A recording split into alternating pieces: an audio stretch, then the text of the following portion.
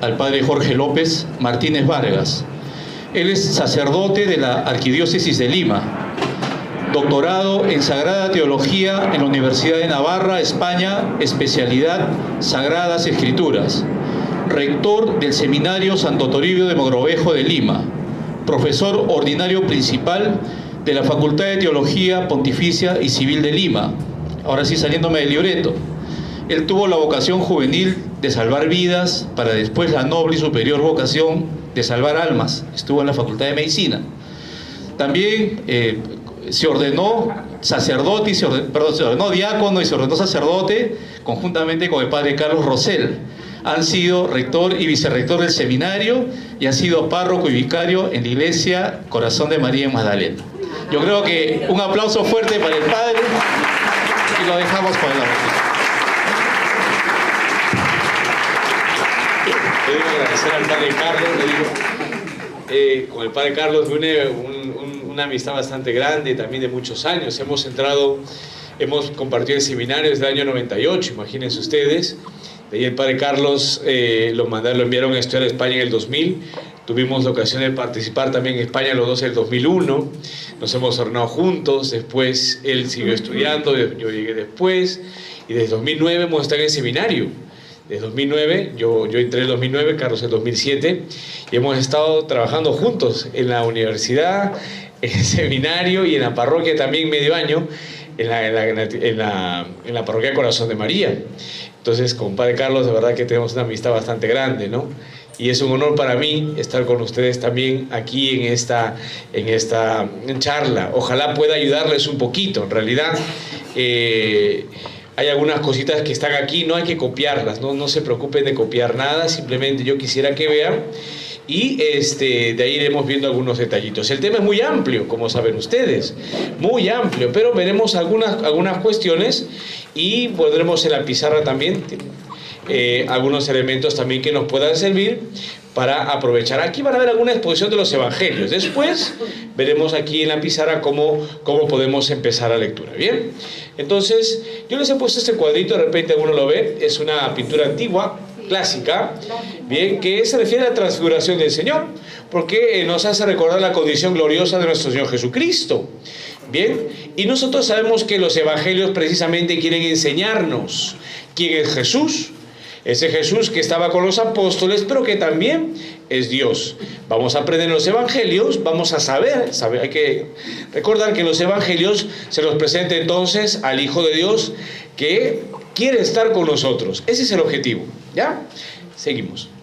Entonces, póngale toda la diapositiva, no pasa nada. Hago una cuestión muy general, ¿ya? Si nosotros vemos en la Biblia, hay dos formas en que se nos habla, dos formas generales en las que se nos habla de la enseñanza de Jesús.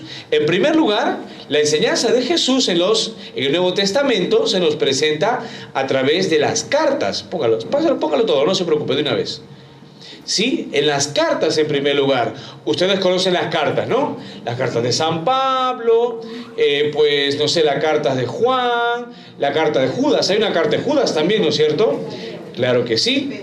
Entonces, en primer lugar, en las cartas nosotros vamos a aprender algunas enseñanzas de Jesús, pero los apóstoles las han aplicado a la vida cotidiana.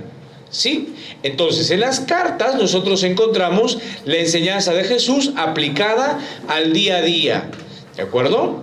¿Sí? Por ejemplo, les comento rápidamente, porque no es el tema de nuestra exposición, pero por ejemplo, Pablo tiene un amigo que se llama Filemón. Y Filemón era pues una persona pues que tenía ciertas posesiones en aquel tiempo, y Filemón también tenía esclavos. Y entonces hay un esclavo suyo que se llama Onésimo, así se llama él. Se le escapó el esclavo a Filemón. Pablo estaba en otro sitio en la cárcel y el esclavo Filemón, el esclavo Onésimo, llega a estar donde Pablo. Pablo lo convierte, Pablo lo cuida y después le dice, Onésimo, vuélvete entonces donde tu amo que se llama Filemón.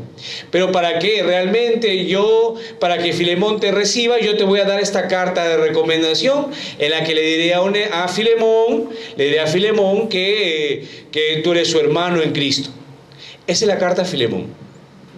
¿Sí? ¿Se entiende? Sí. Alguna circunstancia, la enseñanza de Jesús aplicada a la doctrina, a la vida cotidiana. Lo vemos también en la primera carta a los Corintios. Los Corintios están divididos y San Pablo les dice, aplicando la enseñanza de Jesús, Corintios, ustedes son unos carnales. Para entender a Jesús, para realmente entender que somos uno en Cristo, ustedes tienen que ser más espirituales. Así, por ejemplo, les va diciendo en la primera carta a los Corintios. Las cartas, entonces, es la primera forma en que la enseñanza de Jesús llega a los hombres. Segundo modo, los evangelios. Los evangelios, queridos hermanos, son como una especie de catequesis. Una especie de catequesis sobre la vida de Jesús.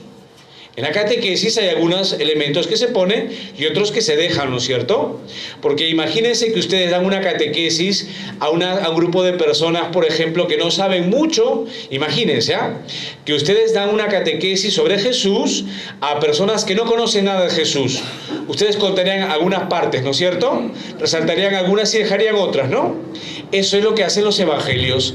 Una catequesis, pero la catequesis dirigida, la catequesis que los evangelistas hacen, hay una diferencia. Se la hacen a hombres que ya conocen de la vida de Jesús. Claro, los cristianos ya conocen de oídas, de la familia, de la calle, ya conocen la vida de Jesús.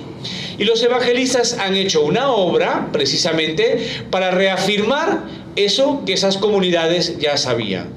Y como es una catequesis de la vida de Jesús, dejan algunas cosas y señalan otras. ¿Estamos? Entonces, por eso les pongo aquí. Es una historia de Jesús, pero para fortalecer la fe de los hombres. Con lo cual, se cuentan algunas cosas y se dejan de contar otras. En los evangelios no vamos a encontrar toda la vida, todo con lujo y detalle, con puntos y comas, la vida de Jesús. Encontraremos algunos aspectos, los más resaltantes, para las comunidades a las cuales fueron dirigidos. ¿Estamos? Muy bien. Y bueno, los Hechos de los Apóstoles también es un libro, ustedes lo habrán conocido, que nos habla también de la historia de la iglesia en la antigüedad. No es nuestro tema. Debo decirles, en segundo lugar, después de decirles que hay modos de transmisión, en segundo lugar, los textos más antiguos no son los evangelios. Los textos que primero se hicieron fueron las cartas.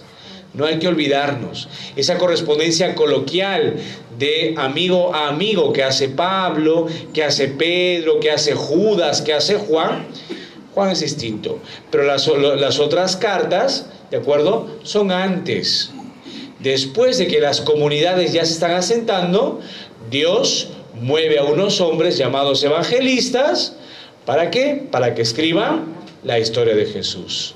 Con lo cual, si las cartas, la primera carta es del año 51, los evangelios, el primer evangelio que tenemos nosotros es aproximadamente del año 70. Miren la diferencia. ¿La gente ya conocía en el año 70 la vida de Jesús? ¿Sí o no? Claro. Entonces lo que hace el primer evangelista llamado Marcos es resaltar de algún modo algunos aspectos para que ellos robustezcan su fe. ¿Estamos? Muy bien. 3. Hay otros textos más también que hablan de Jesús, que no solamente son Mateo, Marcos, Lucas y Juan. Si ustedes ven el internet, ven el YouTube o de repente habrán escuchado, hay otros evangelios. Por ejemplo, los llamados evangelios apócrifos. Es decir, son evangelios que no son inspirados. Son como escritos de algunas personas de la época porque quieren resaltar algunas cosas de Jesús. Lo que sucede es que esas cosas están un poco adulteradas. ¿De acuerdo? Pero no todos los evangelios apócrifos tienen cosas adulteradas. Tienen algunas cosas de verdad y otras cosas que no son verdad. Por ejemplo, les comento, ustedes en la Biblia han encontrado cómo se llaman los padres de Santa María. ¿Cómo se llaman? ¿Y están en la Biblia? No, no están en la Biblia. Están en un evangelio apócrifo. ¿Qué saben lo que ha hecho el evangelio apócrifo? Se llama el evangelio de María. Lo que ha hecho ese evangelio es recoger lo que se hablaba, lo de la tradición, y entonces ha recogido un buen testimonio allí. ¿De acuerdo? No estoy diciendo que la iglesia saque el nombre de los papás de la Virgen María de los apócrifos, no. Eso ya se conocía, lo que pasa es que el apócrifo ha cogido ese dato y lo ha puesto. ¿Ya ven? Es un dato verdadero. Pero también hay apócrifos que dicen otras cosas que ya son barbaridades, que las dejamos de lado porque no es nuestro caso. ¿Estamos? Es decir, que si les preguntara, ¿hay otros evangelios aparte de los santos evangelios? Sí, se llaman apócrifos. Esos evangelios no son inspirados, no son palabra de Dios. Transmiten historias que muchas veces están adulteradas. ¿De acuerdo?